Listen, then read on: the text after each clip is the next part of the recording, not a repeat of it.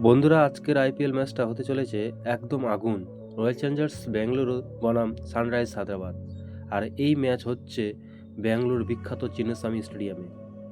যদি আমরা আগের রেকর্ড দেখি, আরসিবি এবং সানরাইজ হায়দ্রাবাদের মধ্যে সবসময় খুব ক্লোজ হয়েছে। মোট ম্যাচ 23টির মতো। আরসিবি জিতেছে প্রায় 11টি, আর এসআরএ জিতেছে 12 থেকে 13টি। এখন আসি পিচ রিপোর্টে। চিন্নাস্বামী স্টেডিয়ামের পিচ মানেই ব্যাটিং প্যারাসাইটস, ছোট boundary, high scoring match. First innings score 180 থেকে 200 খুব কমন ব্যাপার। আজকে ব্যাঙ্গালোরের 11 জন হতে পারে বিরাট কোহলি, ফিল সল্ট, দেবদূত পাটিকার, রজত পাটিদার, জিতেশ শর্মা, জ্যাকব বেথেল অথবা Tim David, Romario Shepherd, Krunal Pandya, Bhuvneshwar Kumar, Suyash Sharma, Jacob Duffy. তার নেজেলহুড নেই।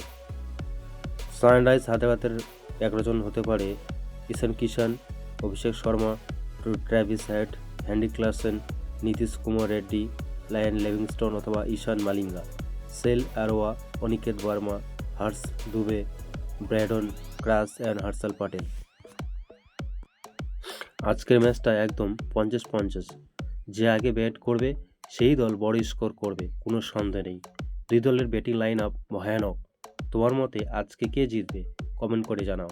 আর এমন ডেইলি আইপিএল আপডেট পেতে চ্যানেলটাকে সাবস্ক্রাইব করতে ভুলো না।